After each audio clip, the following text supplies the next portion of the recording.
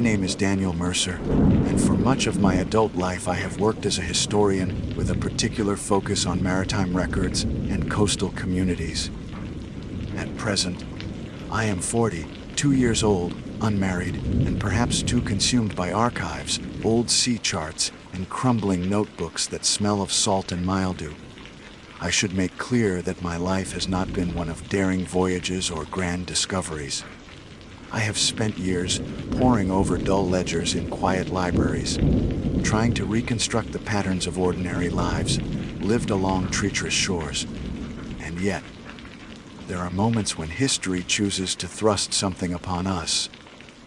Something not meant to be found, or at least not meant to be believed. The account I am about to share is one of those moments, and I am only now beginning to grasp how deeply it unsettled the course of my work, and perhaps even my sanity. The matter began 2 summers ago when I traveled to a small coastal town in Maine. The place was called Breakwater Cove, though it hardly appeared on modern maps except as a faint dot near a ragged peninsula that jutted into the Atlantic.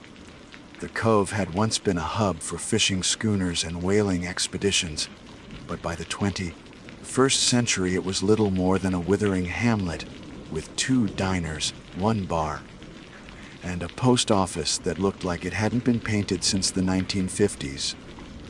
I had come there not for leisure but for research, for Breakwater Cove had maintained a lighthouse for nearly 150 years, and I had been told that the local historical society was in possession of the former keeper's belongings. His name was Elias Grady, and though I had heard it only in passing before, there was something magnetic about the sound of it when the librarian first mentioned him. Grady had served as keeper of Breakwater Light from 1891 until 1932, a span of over 40 years, and he had lived alone on the island where the structure stood. According to town records, he died in his sleep at the age of 79, survived only by distant cousins in Massachusetts, who never claimed his effects. The town absorbed them into its archives, and most of his possessions, his weather gear, his lantern, his logbooks, gathered dust in the basement of the society's narrow brick building. I had requested to view these items while conducting research for a paper on lighthouse culture and the psychology of isolation. The society's curator, a brisk woman named Margaret Fletcher, unlocked the storage room for me one gray morning, handing me gloves and warning that the materials had been undisturbed for decades. The air inside was cool and smelled of paper, rope, and faint brine. Wooden crates were stacked in uneven columns. Some bore Grady's initials carved with a sailor's knife. Others simply bore shipping labels yellowed with time. It was within one of these crates that I discovered the journal. It was wrapped in oilcloth, stiff with age, and tied with cord that snapped when I pulled at it. The book was larger than I expected, its leather cracked and brittle, the pages swollen slightly as though they had once been damp. On the inside cover, in slanted handwriting, were the words "Property of Elias H. Grady, Keeper of Breakwater Light.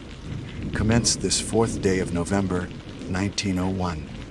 I have spent enough years reading archaic script to know immediately when a document holds something personal. Logbooks often contain sterile details, wind direction, barometer readings, ships sighted. But Grady's handwriting, though careful, carried a nervous energy in its curves. I remember glancing up at Margaret and saying, perhaps too quickly, that I wished to examine the volume alone. She raised an eyebrow but agreed, telling me to lock up when I was finished.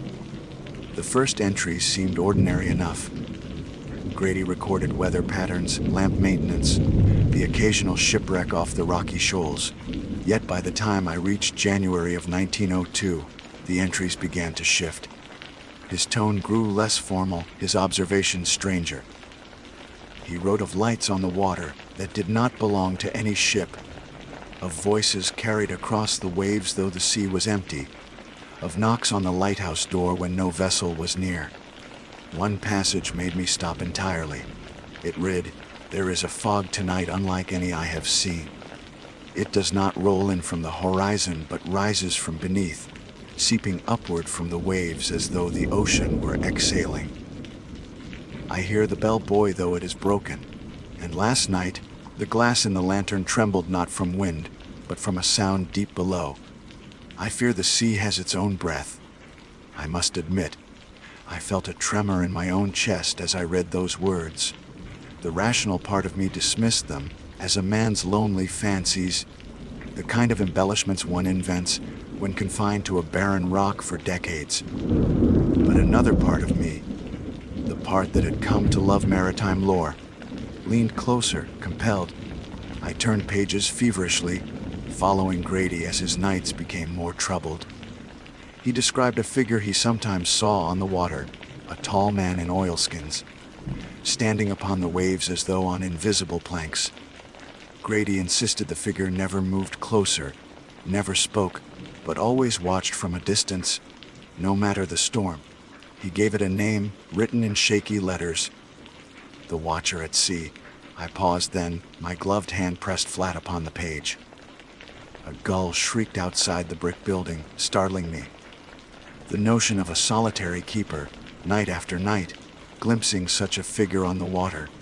It seemed the stuff of madness, and yet the detail with which he wrote was unsettling in its conviction.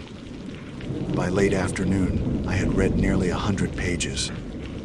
The entries darkened steadily, shifting from curiosity to dread. Grady wrote of hearing knocks inside the lighthouse walls, though no one was there. He wrote of finding the sea charts rearranged on his desk, always depicting not the coast of Maine, but a crude outline of something like a spiral curling inward. He began to mark nights with the word chanting, followed by crude phonetic syllables that bore no resemblance to English. The last entry I read that day chilled me beyond measure. Dated September 7, 1907, it stated the watcher drew nearer last night. I heard his boots upon the rocks, though the tide was high. When I lit the lantern, the flame bent toward him as though yearning. I fear the light no longer serves ships, but him alone. God help me. I closed the journal then, my heart thudding uncomfortably. I told myself I had indulged enough for one day, that I should return with a clearer head. I rewrapped the book, though my hands shook, and placed it back in the crate. As I locked the storage room, Margaret asked if I had found anything of interest. I lied, saying the logbooks were routine, nothing more than weather notes. She gave me a look that suggested she knew I was withholding something, but she did not press. That night I could not sleep. At the inn where I stayed, the wind rattled the window frame, and every time I closed my eyes I saw the words scrawled in Grady's script. The Watcher at Sea.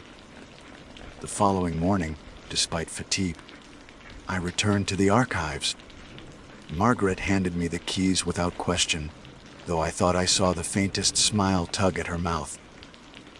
I went straight to the journal, opened to where I had left off, and plunged deeper into its pages. What I found would tether me to Breakwater Cove far longer than I intended, and would draw me into a mystery that, even now, I am unsure how to name.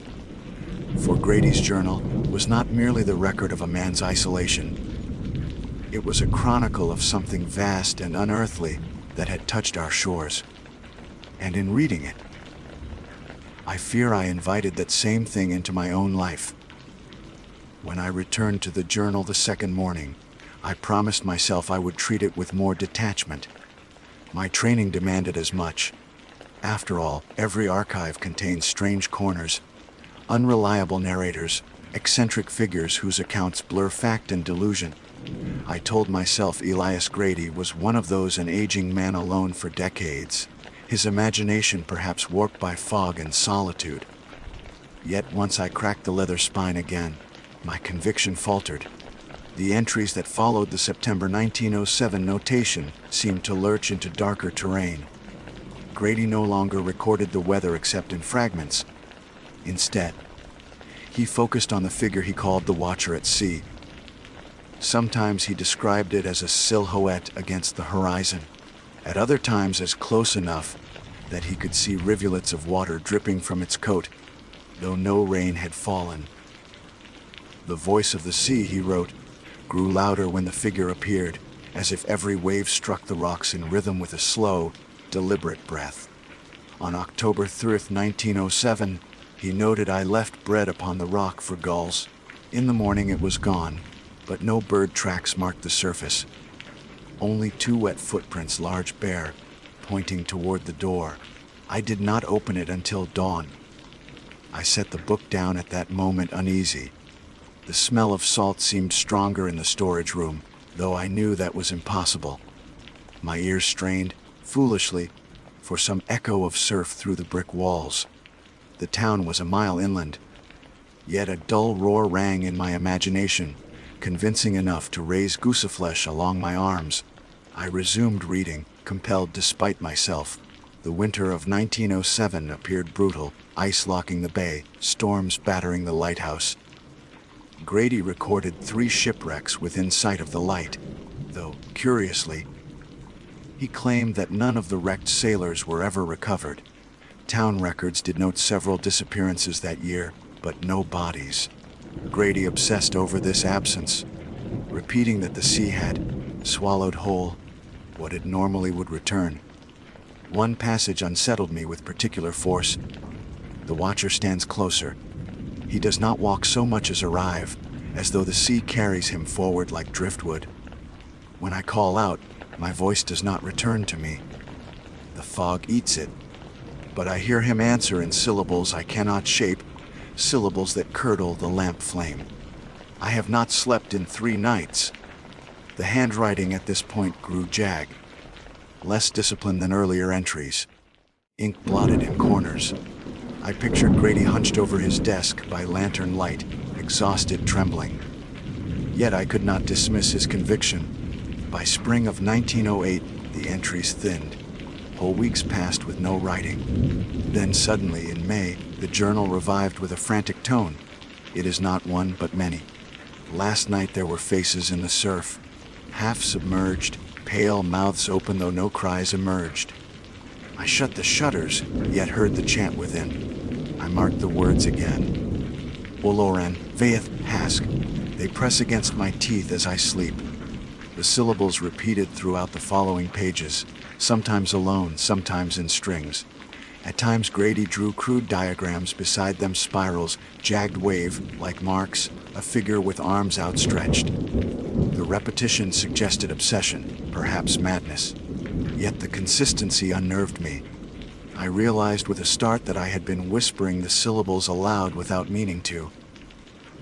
My tongue fumbled them clumsily, but the shapes of the words lingered unpleasantly in my mouth. I shut the book and stepped away, pacing the storage room to shake the feeling. When I returned to my lodgings that evening, the sea wind carried a damp chill. I walked the beach to clear my mind, telling myself I had allowed superstition to tangle with scholarship. Yet as I strolled the strand, I noticed the tide had left odd markings in the sand, curved patterns not unlike the spirals in Grady's sketches. I crouched, examining them, and told myself they were only the result of eddies and wind. Still, I felt watched, as though the horizon itself bent toward me. The next morning I resumed my reading with renewed determination. I was historian first, dreamer second. That was my mantra. By 1910, Grady's entries became sporadic, but heavier with dread. He wrote of hearing knocks from beneath the floorboards, though the lighthouse stood on solid rock. He described water dripping inside his quarters when the walls were dry. Once he claimed the journal itself had been wet to the touch when he woke, though he had not left it open. One entry dated August 14, 1910. The light burned blue last night. Ships passed, but none sounded horns. I believe they no longer see the beam as men once did. I believe it shines only for them now. The watcher has followers in the deep, and the lamp guides them home. I paused here, unsettled by his use of them. The plural appeared more often from that point forward. Grady no longer described a lone figure but multitudes, sometimes glimpsed in the swell, sometimes pressing against the lighthouse glass. He wrote of faces appearing in the reflection of the lantern, though when he turned no one was there. The rational part of me knew isolation can corrode perception. Hallucinations, paranoia, religious fervor, all are common among solitary keepers. Yet another part of me wondered, if even one shred of his account was true, what did that mean for the waters off Breakwater Cove? As I reached the 1920s entries, I noticed his handwriting had steadied again. Age had slowed him, but his script regained a formal quality. He returned to recording tides and ship passages, almost as if he had chosen to suppress whatever haunted him. Years passed in tidy order. I began to think the earlier horrors had burned themselves out, leaving behind only a weary man resigned to his duties. Then, in 1927, the strangeness returned. There was a knock last night upon the door. Not with hand, but with stone, slow and heavy. I did not answer. In the morning I found shells arranged upon the step. They formed the spiral. They wait still. A month later, the spiral appears in the waves now. I see it spin against the current, dark water pulling inward. Gulls wheel above, then vanish. I count the moments until the silence after their wings. I count and count. The journal pages grew warped near this section, stained as though by seawater. I held them carefully, yet a faint dampness clung to my gloves, inexplicable after all these decades. The smell of brine returned sharper than before. I fought the urge to close the book and flee. Instead, I pressed on. I had to know where his account led. The year 1929 contained only 2 entries, both brief but chilling. February 20, I have begun to dream of doors in the waves. When I wake, the hinges creak though the sea is calm. September 990, the watcher no longer waits beyond. He stands in the lantern room. I cannot leave the stairs after dark. I closed the journal then, unable to continue for the day. My throat was tight, my pulse unsteady. I leaned against the storage shelves, trying to steady my breath. At that exact moment, a sound startled me, a faint tapping, as if from within the wall behind me. I froze, straining to listen. The sound repeated, irregular but deliberate tap, tap, pause, tap. My mind insisted it was a settling pipe, or a bird outside the brick. Yet the timing unnerved me, too precise, too much like the knocks Grady described. I shut the journal, rewrapped it, and returned the crate to its corner. When I emerged into daylight, the air smelled sharply of salt, though the ocean was miles away. That night, I dreamt. I stood on the breakwater, wind lashing my coat. Out on the water, a lantern swung, though no boat supported it. From the darkness rose a tall figure in oilskins, water pouring from him as though he were made of tide itself. He lifted his arm and pointed toward me. I could not see his face. Then the sea behind him opened, swirling into a spiral that plunged into blackness. From that spiral came voices, chanting the syllables I had read in the journal. The sound grew until it filled my head, pushing me toward the edge. I woke drenched in sweat, the sheets damp beneath me, as if I had dragged seawater into the bed.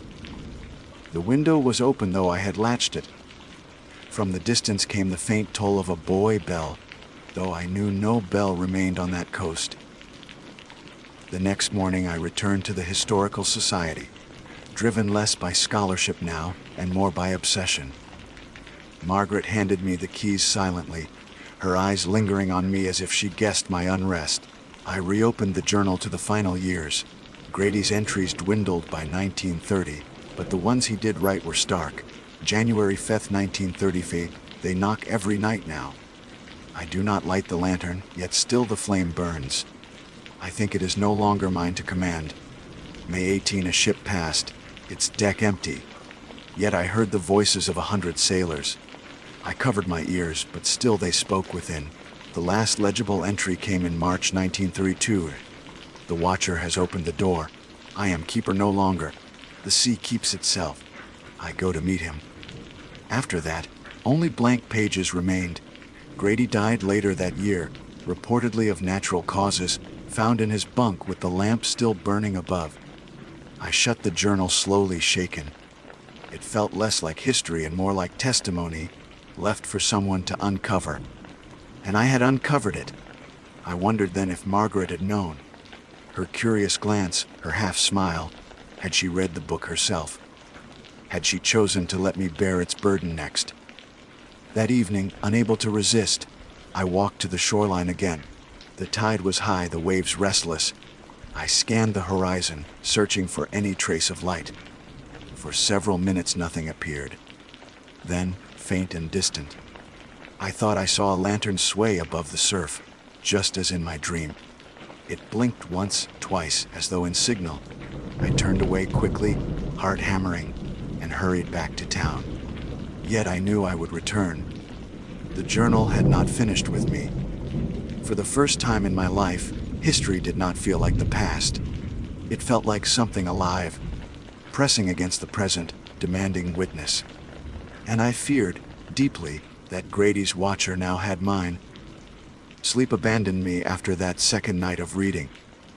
My dreams tangled with Grady's visions, until I could hardly tell whether I was recalling his words or my own imaginings. I paced the narrow inn room, listening to the wind, hearing in it the rhythm of distant waves. At dawn, I made my decision. Scholarship no longer satisfied me.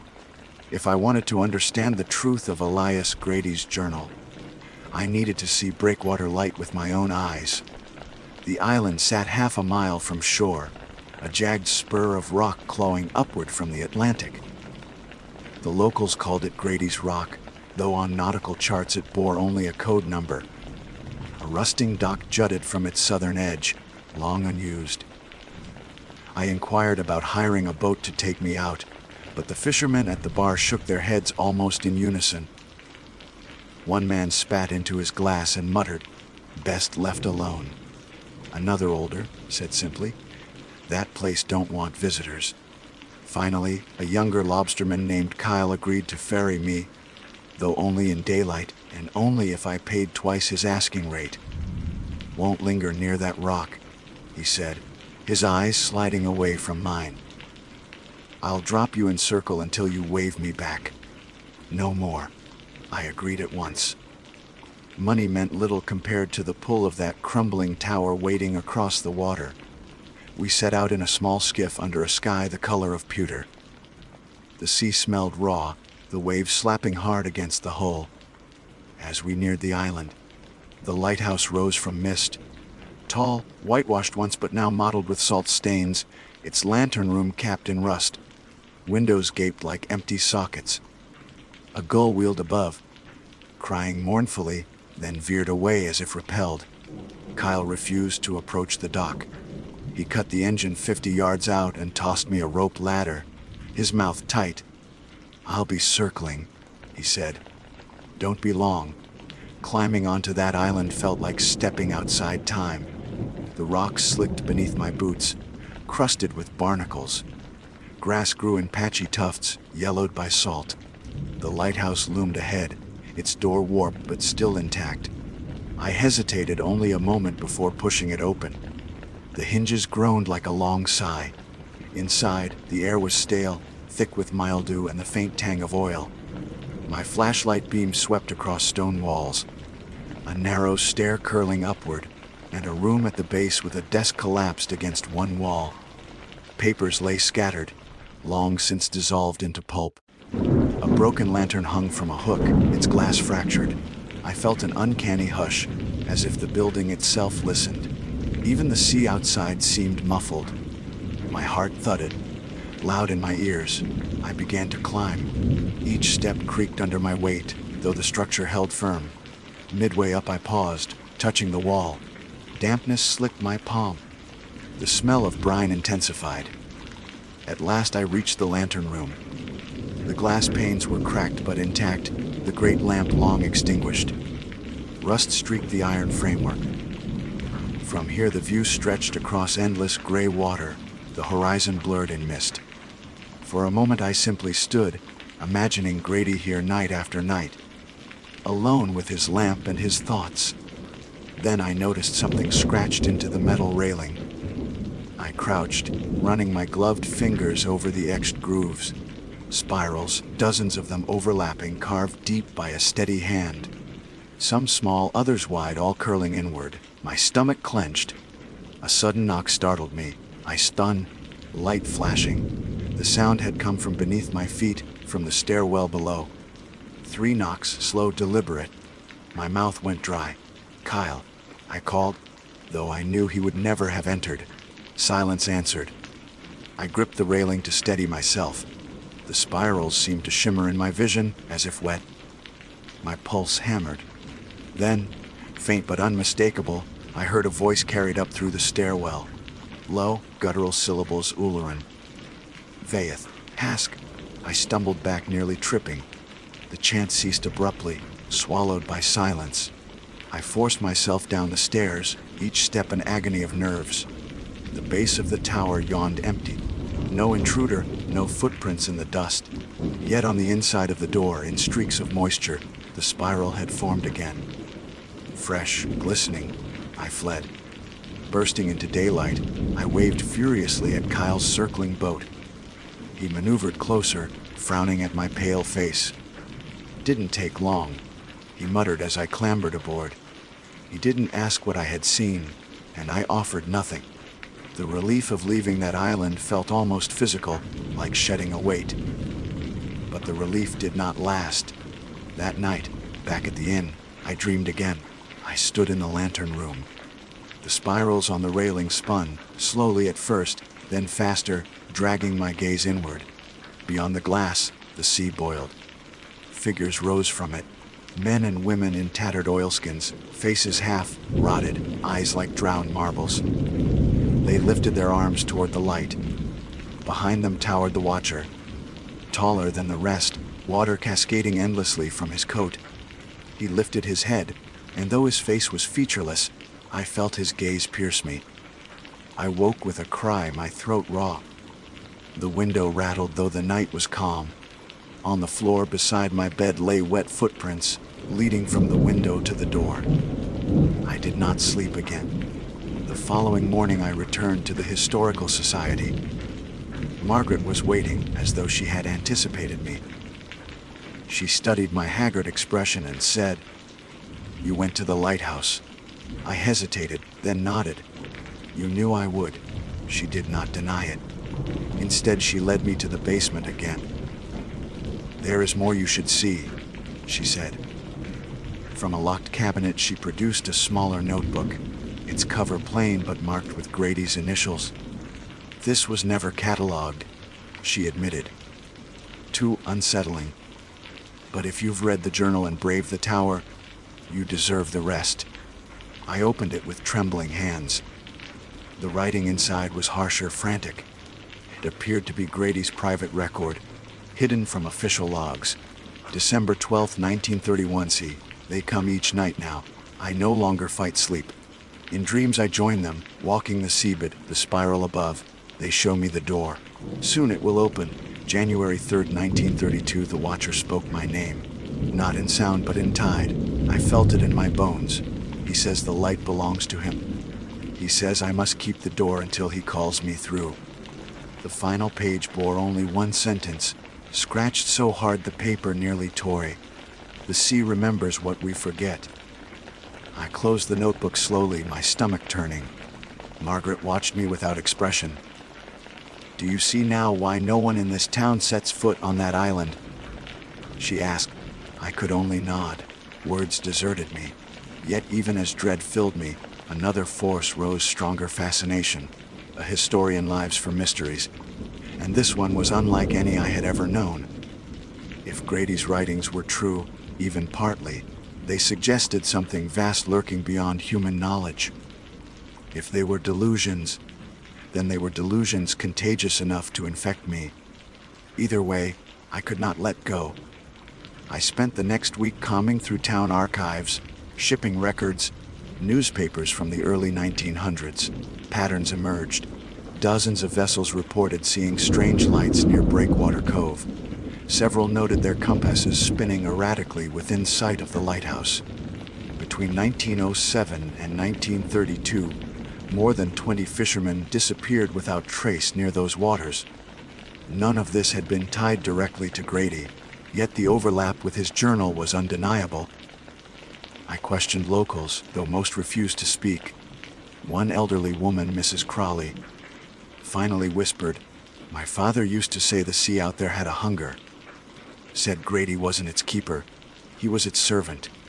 Her words clung to me like seaweed. At night, the dreams continued. Always the spiral, always the watcher. Sometimes I woke to find my hand tracing circles on the sheets. Once I found a scrap of paper on the desk with the syllables written in my own handwriting, though I had no memory of doing so. I began to fear sleep itself. Yet exhaustion always won. On the 8th night, the dream shifted. I stood not in the lighthouse but beneath the sea. The water pressed against me, but did not drown me. Before me yawned a vast doorway carved into stone, its edges glowing faintly. Figures moved within, their shapes indistinct, flowing. The watcher stood at the threshold, arm raised as if inviting me, and behind him I saw Grady, old, bent, but unmistakable, his eyes wide, his mouth moving in silent chant. I woke gasping, salt on my tongue. My pillow was damp, though the roof did not leak. The next day I returned to the docks, searching for Kyle. When I told him I needed to visit the lighthouse again, he recoiled. "Not a chance," he said. "Once was too many." I offered triple pay. He shook his head. No amount. Desperation clawed at me. I asked every fisherman, every boy with a skiff. All refused. Word spread quickly, and soon men turned away when I approached. The town had closed ranks. Margaret alone did not. She found me at the inn that evening, eyes sharp. "If you insist on returning, you'll have to row yourself. There's an old dory on the beach. But I warn you, what waits out there is not history, it's hunger." Her words might have stopped a wiser man, but obsession had me firmly in its grip. That night, I stood on the beach beside the dory, the tide swelling dark under a moonless sky. The wind carried the faint toll of a buoy bell, though none remained.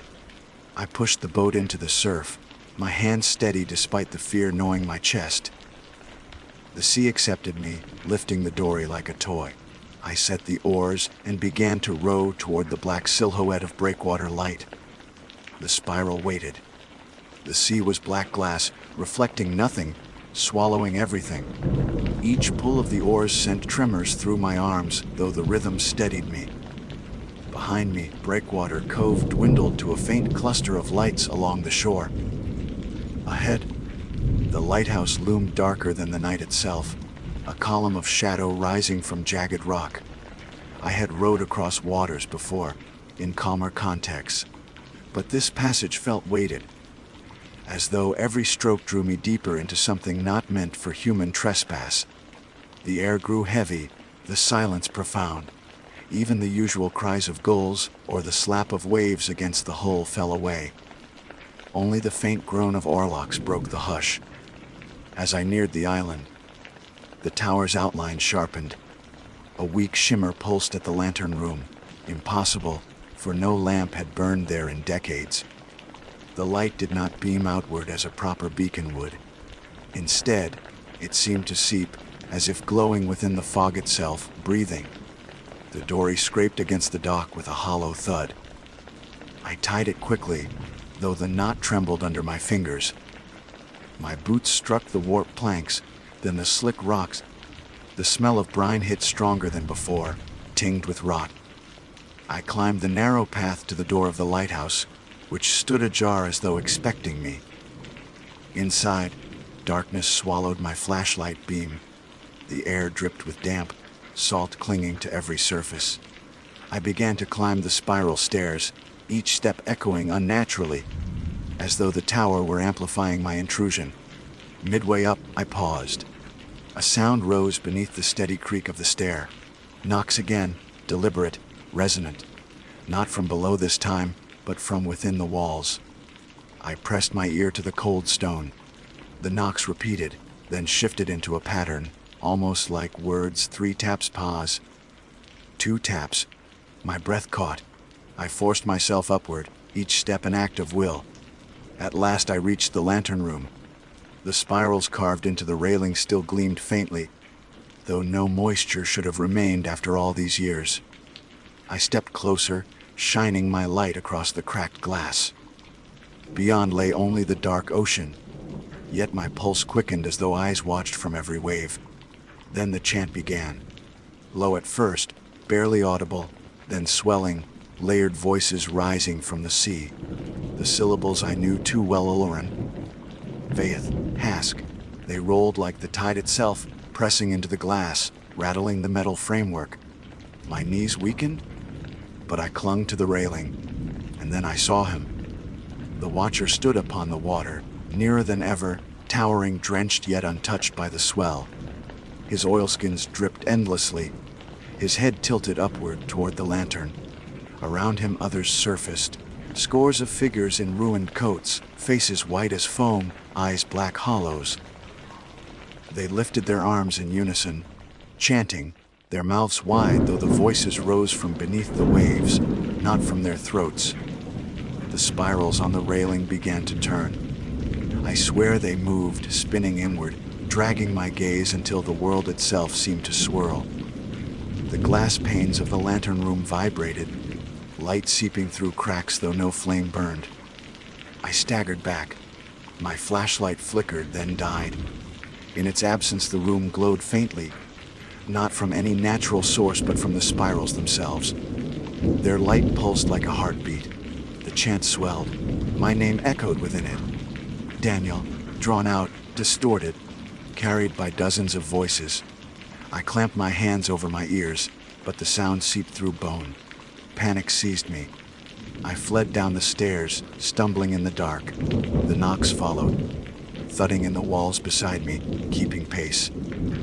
By the time I burst through the door into the night, my lungs burned. The sea writhed below, black water churning though no wind blew. The Watcher still stood nearer now, his arm raised toward me.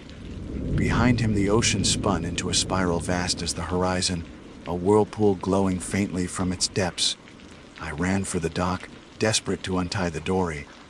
But the rope was slick, my fingers fumbling. The chant rolled louder, vibrating the planks underfoot. At last the knot gave. I shoved the boat into the water and leapt in, rowing furiously. I dared not look back, but I felt the pull of the spiral behind me, a current tugging the oars. The sea grew viscous, heavy, each stroke weaker than the last. My arms screamed with strain. Then, impossibly silence, the chant ceased. The water calmed. My boat drifted free, sliding across still surface. When I turned, the island loomed in shadow, the lighthouse extinguished. No spiral churned, no Watcher stood. Only the ordinary hush of night remained. By the time I reached shore, dawn had broken. The townsfolk avoided my eyes as I staggered through the streets, soaked and shaking. At the inn, Margaret waited. She did not look surprised. "You went back?" she said. I nodded numbly. "And now?" she continued. "You understand why Grady never left that tower? Why he wrote as he did?" I tried to answer, but my voice broke. All I could whisper was, "It knows my name." Her gaze softened, though no comfort lay in it. "Then you must leave Breakwater Cove, tonight, before it calls you back." I wanted to obey. Truly I did, but obsession had taken root too deep. Even as I packed my things, I knew I would not leave. Something in the journal, in the spirals, in the Watcher's gaze, it tethered me. That night I did not sleep. Instead, I returned to the Historical Society alone, unlocking the basement with trembling hands. I pulled the journal from its crate, laying it open on the table. The pages shimmered faintly under the lamp, and there, in the margin of a blank page I had not noticed before, new words had appeared. The ink was fresh, glistening. Daniel Mercer, Keeper. My knees buckled. I clutched the edge of the table, heart pounding. The journal lay silent, but the letters remained undeniable. My name inscribed by a hand long dead, or something far older. I closed the book carefully, wrapping it in the oilcloth again. My decision was made before I realized it. The lighthouse was waiting. I should have fled. That would have been the sane choice, the human choice. Pack my belongings, catch the morning train inland, leave Breakwater Cove behind me as nothing more than a fever dream. But sanity is fragile when you have stared too long into another man's madness and found your own reflection there. The word on the journal's page: Daniel Mercer, keeper, burned behind my eyes. I told myself perhaps I had imagined it, that exhaustion had conjured the letters. Yet when I returned the next morning, the ink remained dark, the curves unmistakably real. My name, branded into Grady's account as though his hand had reached through decades to claim me. I tried to tell Margaret. She listened quietly, her expression unreadable, and when I finished she only said, "It has chosen." The finality of her words chilled me. "What do you mean?" I demanded. She folded her hands on the desk. "The lighthouse doesn't simply stand abandoned. Someone always answers when it calls. Grady was not the first, though he was the longest. And now, it seems you are next." Her calmness infuriated me. "You knew. All along you knew what that journal was." Her gaze did not waver. "Would you have believed me if I had told you on the first day? Or would you have dismissed me as another superstitious local?" I could not answer. She leaned closer, her voice low. "If you go back again, Daniel, you will not return. That is the truth. But if you leave now, tonight, you may yet escape its reach." I left the Historical Society without replying, her words rattling in my skull. Escape. But how do you escape something that has already written your name? That evening, the town seemed to hold its breath as I walked its narrow streets. Doors shut quickly as I passed. Curtains twitched closed. They knew. Perhaps they had always known. At the inn I tried to sleep, but the dream came again. The spiral churned beneath the waves, glowing faintly. The watcher raised his arm. Beside him stood Elias Grady, his eyes pale, his lips moving in silent chant. This time, when I tried to turn away, my body would not obey. The spiral pulled at me, stronger than ever, dragging me forward into its center. I woke gasping, my throat raw, the taste of salt heavy on my tongue. My hands clutched the sheets in tight spirals, twisted into knots.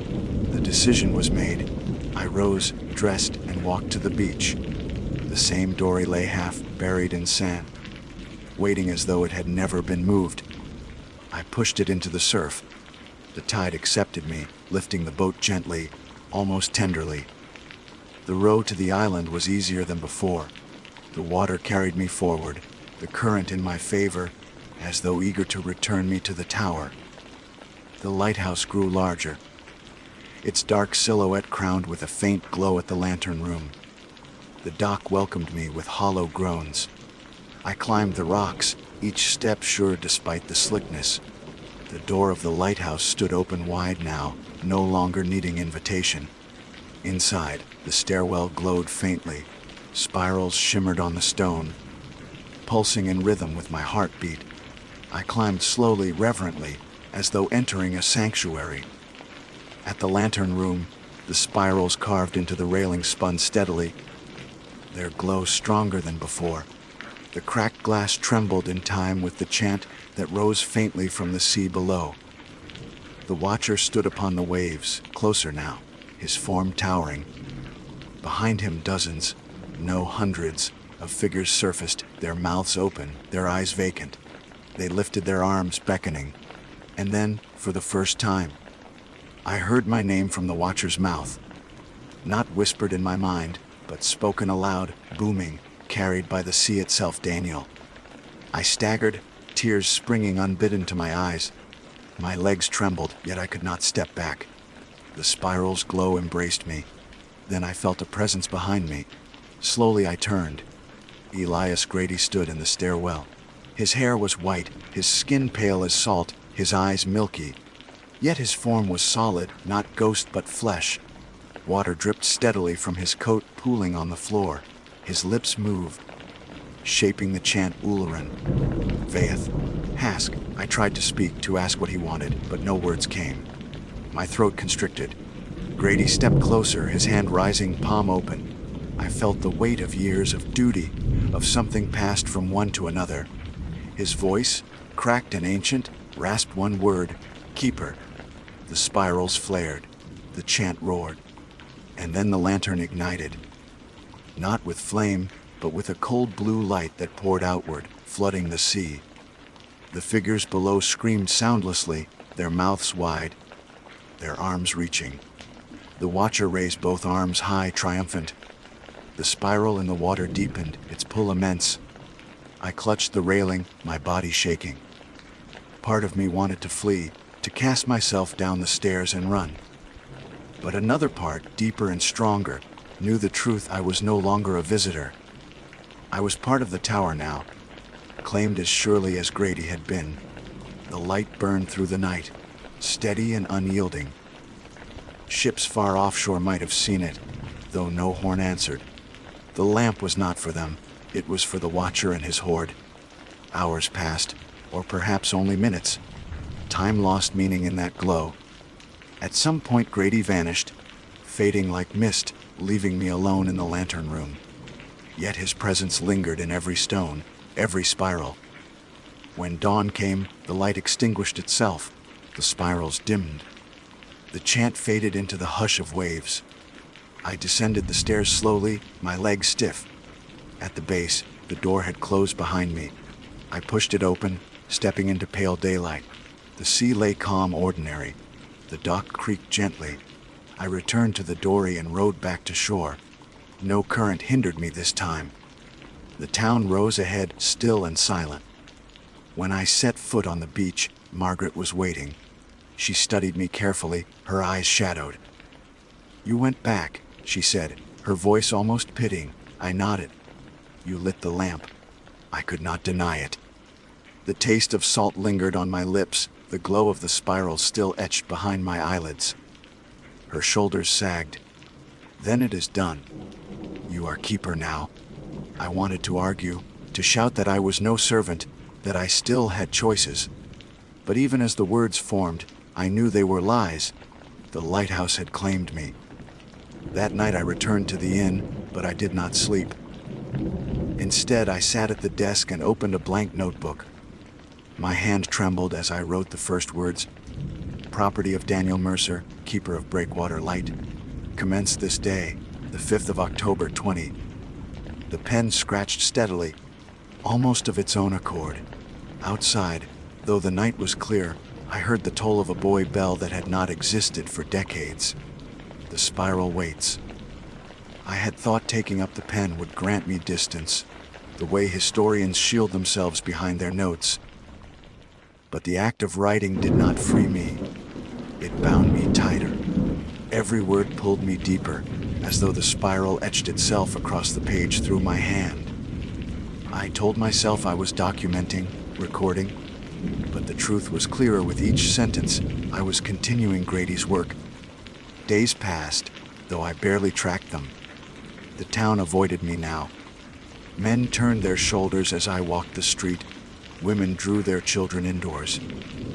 Even Margaret, who had once met my gaze unflinching, lowered her eyes when I approached.